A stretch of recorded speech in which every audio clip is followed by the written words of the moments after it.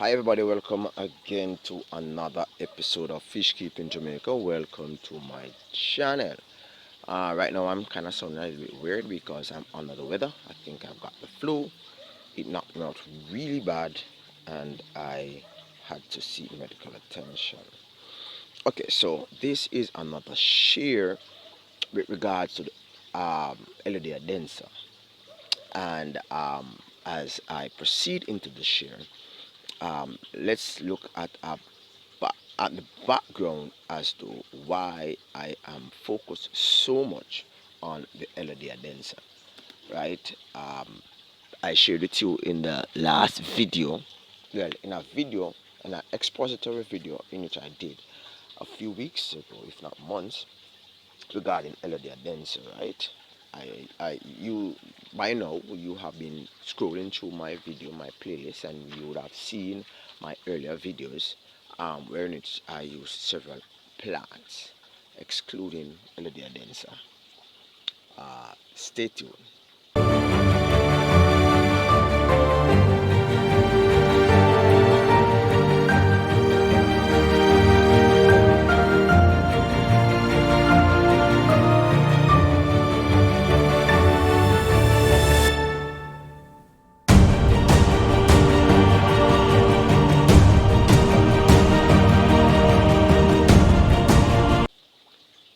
Okay, so the introduction have passed and I can go full speed ahead with my video. Okay, so as I was sharing before, right, in my first set of videos, I was like, new to this YouTube thing and this outdoor fish keeping thing. I normally have like one aquarium thereabout, right?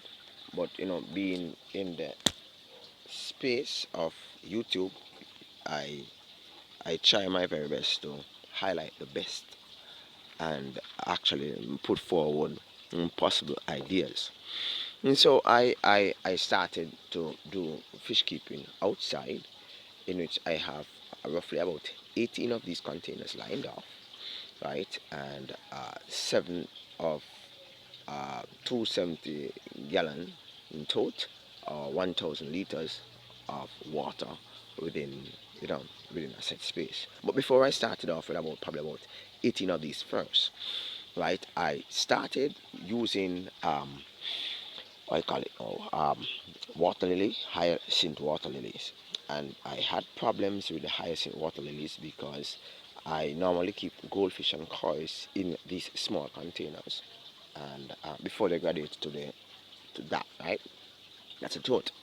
And so the koi and the goldfish would actually consume the roots of the hyacinth water lilies, and the hyacinth water lilies would actually eventually become yellow, brown, and then it just die, right? Okay, so regarding that, I opted to stop using hyacinth water lilies also because the source in which I normally get the hyacinth water lily from, which was a beautiful plant, especially when it bloomed that purple flowers, right?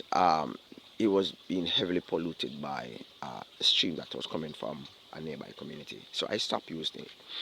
Right then, I went on to use Elodea Densa, and from then, I think that's about 2 3 years after I started to use Elodea Densa, and I've always had Elodea Densa within my systems. From then, that's probably about 2018, right? In addition to the Elodea Densa, I went to a pet shop and I got some, what you call it, some giant duckweed, normal one, the small one, and the giant duckweed. I placed it in my pond and I realized that I had a problem with that. The problem was that it actually inspired a large bioload because the duckweed continuously grow and overlap on itself, and if the old leaves are not taken out, what will happen is that the older ones will actually sink to the bottom of the pond, creating a smell, and that smell normally is the ammonia, because the leaves actually rot within the pond, and it creates an issue for the fish, the fish will actually die or stop reproducing because the pH will actually be thrown out of whack. And so I had to stop using the giant duckweed, right? And then I started a series, hornworts. Well, I started a series on aquatic plants, and I asked someone, I'm not 100% sure who did it, but someone did a feature for me on hornworts. So I went out to the pet shops and I got hornworts, and hornworts, it actually worked, right? It's good. However, hornworts have a problem for me because sometimes, I'm at the back of my yard, and the time gets hot. Now it's very early morning and mosquitoes are actually biting still, right? But hornworts, very nice plant, but it requires a certain amount of temperature, and I did a piece on this in which the hornworts actually um the hornwort actually sheds its leaf whenever the it's too hot or it's too cold, right? And it messed up the water, contributing to the bioload, and throwing the pH off whack. Right? Remember, this is an outdoor system, not a controlled environment. You have leaves falling into the water, you have insects coming around, you have insects drowning in the pond, so you have a lot of things going on here. So, the bioload itself, when that is actually disturbed as a result of plants, that can throw it out of whack. So I still have the hornwort, but the Elodea Densa, no problem. Regardless of the water becoming green and it becoming overladen with algae, it still survive, right? Okay, then I recently got some water lettuce, and the water lettuce were doing really good, really really good, right? And then I realized that algae started to impact on its health. Algae would actually wrap around the roots, and the algae itself, well, the algae actually, not really the algae, but the plant itself, it sheds from the outer leaf, so the plant actually contributes to the bioload of the of the of the pond, right? It contributes to the bioload of the pond. Also, right, it's really messy, guys, and I did some cleaning the other day. Also, um, I have problems with snails coming in. Yeah, this is a snail coming into the pond, and whenever the plant is like this, the snail will actually come over and actually consume the leaves. So after a while, the leaves will be like all eaten up, just like how this is eaten up. And I think I did a video on that. However, the Elodea Densa still stand. And so I went by the river and I shared that video with you already, wherein I did an expository piece on on the Elodea Densa, right? And I shared with you the growth, right, within 30 days. Today I'm going to be doing another piece, and this piece is primarily geared at looking at, yeah, I'm trying to get these two to be at the same size, geared at looking at whether or not when you plant the Elodea Densa in a container versus when you actually place it into the soil substrate, will the growth rate actually differ, right? This is going to be a lengthy piece. I know that for some persons you do not like to watch videos more than probably about 2 or 3 minutes, but you will find this, I can guarantee you, this video piece interested, as it's solely academic. It's not to boast about what I have or what I've been doing, but to share with you expositorily um, academic discoveries. So it's hope that you will stay for the entire video. I'm going to be planting one of these into a small container, and I'm going to be planting another piece into the substrate of an outdoor pond in which I have. And throughout the next call it 2 weeks, I'm going to actually remove them from the wherever they were planted, and we're going to be looking at how much they have actually grown to seeing, you know, whether or not one would actually go past the other. Alright, so let's see what happened. So as usual, I am going to be taking some soil from the back of my yard. Alright, and I'm going to be placing into this container. Alright. There's a warning though when you use backyard soil. The aquarium, that the backyard soil is filled with a lot of biological matter. So you have to be temperate in what you're doing, or else you're gonna find yourself with a lot of with a spike in ammonia because of the biological matter. You might ask, how is it that I have biological matter? As you can see, you have tree roots, right? And tree roots goes after nutrients. Now what happens is that the leaves of the different plants that exist here, dead animals, dead insects, all that, it decays within the soil, and as they decay, their components of their structure, everything, the bones, their everything, right? It becomes dust, should I say, and our nutrients for the soil, right? And it adds to the nutrients of the soil. And if you actually place it into your aquarium, what will happen is that the bio load will actually increase, right? So I need to wet up this a little bit, right? Just wet it. Notice I am not boring any hole at the bottom, because I do not want the roots of the plant, of the Elodea Densa in which I'm planting in it, to find its way outside, right, through that little hole. Yeah, they will do that, right? So I'm going to be planting, but before I plant, I need to actually measure to see the size. I need both of them to be at the same size, so I'm going to go for the ruler. I'm working with 2.5 inches, so this is 2.5 inches. This is a little bit more than 2.5 inches, so I'm going to be cutting it about here.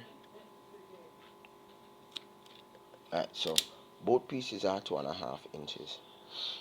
Alright, so I'm going to be placing one in the soil in the container, and the other will be in the substrate of the little mini pond. Both of them will be the same space. For call it you want to ensure that both experience the same condition, right? So this is the one that is in the container. We're gonna see how much it grows in comparison to the one in the open substrate. Right, this is I'm going to be doing a video on this very shortly. This is my command pond. Right, so I'm going to be taking my time to place it in. Right, it's going to be a little messy at first, but it should be okay. Alright, there it is. Alright, so the next couple of days I'll check it to see how well next 30 days I'm gonna check it to see how much it has grown. Alright, so for this other piece now, I'm just gonna be sticking it right beside it. Alright, just take my finger and just dig the hole. Alright, and just right. So both, yeah, is a little bit more down than that one.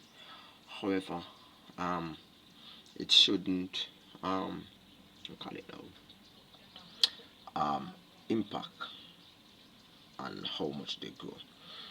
Now the Elodea Densa, it pushes your root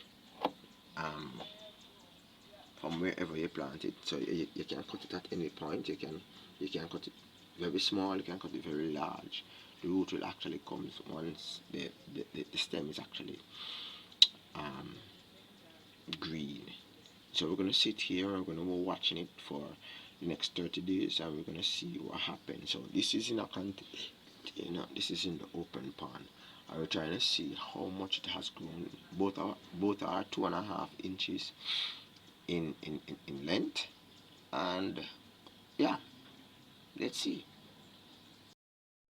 So it's about 7 days before I actually end this project, which I'm checking to see Elodea Densa, how much it grows when it's in the substrate. What I call it, it's not restricted, as far as planting in the soil versus plants planted in the pot, right? So far, this year I've actually pointed out several things in which I intend to share next week when I'm actually doing the measurement, right?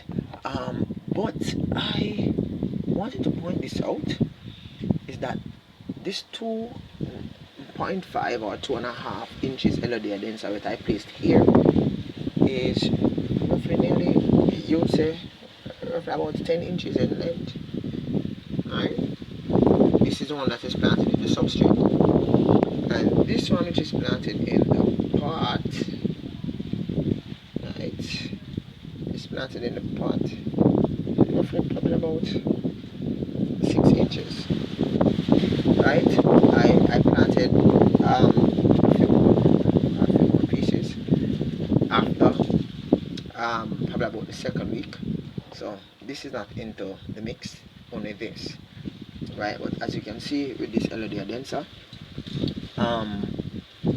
it's avoiding going out of the water, because the moment it goes out of the water, the moment it goes out of the water like this, it starts to dry up. So it bends and it curves, and it shifts it and finds its way into the water through different spaces, and it will continue to grow until it is actually managed by either nature. I shared with you in one of my videos before that fish such as tilapia actually consume the leaves, right? But this one is in the container, right? The container in which I took the soil from the back of my yard, and some persons might say that um, I should not have worked it like this, because the substrate itself is different from the one in the space, and the argument that goes against that is that the same soil that is placed within the substrate of this small pond came from my yard, and that's the same soil I placed into this container, so that shouldn't be an issue as to the growth as far as nutrients is concerned. And if you're trying to suggest that the substrate in this space might have a little bit more nutrients in it, because fish poop and snail poop and plant and biological matter, well, this was taken from the back of my yard, where there are plants and other debris that decays and form humus and end up become nutritious to soil as a result of biological matter decaying, nitrites and nitrates, and the whole process there. So that's neither here or there. The emphasis here is how quick the Elodea Densa actually grow, and next 7 days I'll be back. I'll be taking them out. I'll be checking on them to see the growth rate, measuring it between both, and we see what we see. Before I end this section, wanted to note, I am not finished with Elodea Densa yet. I'll be doing another piece wherein it I'll be looking at whether or not Elodea Densa can actually survive in seawater, what I call marine water, salt water, right? So there's another experiment with that coming up. I'm so fascinated about this plant because it is just unique, and that's the reason why I have been featuring it for this length of time. Okay, so we wait until next week to do the finale on this piece. Okay, so this is the final day for the Elodea Densa planting in a small space and planting in the substrate of the mini pond. Alright, so I'm going to be measuring. This is the ruler that I've been using. Right, I know it's kind of partially broken, but it can still be used. Right, the last time I measured it was 2.5 inches. That's the length of the Elodea Densa that I used. Alright, so I'm going to be taking out first. I'm going to be taking out the one that is planted in the pot, right? And I'm going to actually be, as I shared it to you in a video that I shared, well, part of this video, I shared the fact that, wow, it's a little bit messy. I try not to pop the roots, and as I shared in one of my Elodea Densa video, the roots in pond like these tend to, well, roots in substrate tend to be thicker in structure than the roots that actually comes from the plant, right? So I'm going to be looking at another aspect of the Elodea Densa, whether or not the root itself can actually help to spawn new growth. I've seen something here, but I am not 100% sure. So this is the root of the Elodea Densa. I started off with 2.5 inches, and this is the ruler, right? This is one, and we're gonna see how much the Elodea Densa have actually grown out of the pot. Right? Started off the Elodea Densa that I actually planted. Look, something, well, it was smaller than this. As I shared with you before, I placed 2 pieces of Elodea Densa into this space, right? Alright, so I'm gonna be measuring to see how much have been added on, or should I say, what was the growth like for this Elodea Densa piece. So it starts at 1, right? Trying to be a little bit more zoomy. In comparison to the last video I did, I never videotaped the numbers. Alright, so this is roughly a little bit over 9 inches, like 9 inches and 10 centimeters or something like that, right?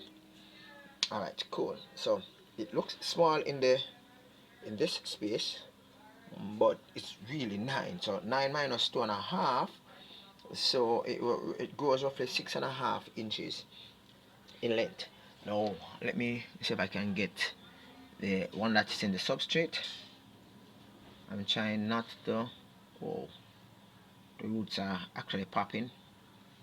I still got some amount of roots. Alright. Okay, so let me check the growth. Remember, my ruler is 12 inches, right? Okay, so guys, evidence show that this is roughly over 12 inches, about 12 inches. There it is, 12 inches, about 10 centimeters. So both of these both pieces of Elodea Densa was actually placed within the tub, right? One was placed in here, while one was placed in here. Now the one that was placed in the substrate of the normal, little tub, it grew much faster than the one that was placed here, right? So this is roughly 12 inches and about 10 centimeters, a little bit less, a little bit more, should I say, right? So this is the entire thing, and this is the first one that came out of here. This grew roughly 9 inch. Well, this is total now 9 inches and about 10 centimeters, right? So what's the lesson taken from this, right? One, Elodea Densa do grow very fast, right?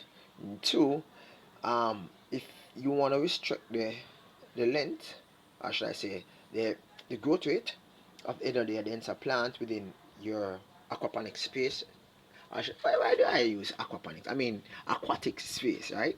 Because I'm not going to edit this, trust me, right? You would want to place some amount of, like, something like this. I put it into a cup, a little plant container, and place it into the aquarium, and it cuts the speed of the growth by probably about 35%, right? If you plant Elodea Densa in the substrate, you would practically um, get a growth rate that is more faster than if you actually place it into this well, a container like this. Now I have two more experiments with Elodea Densa. One, I'm going to be cutting off plant root and trying to see if it would actually sprout. And two, I'm actually going to be going to the sea, getting some seawater and planting Elodea Densa in it, checking to see if it can grow in marine type of water. So those two will be coming up shortly. Thank you very much for stopping by, guys. Some comite cichlids are in the spawn. Hopefully I get some babies very soon. Peace out, guys. Catch you next time. Bye bye.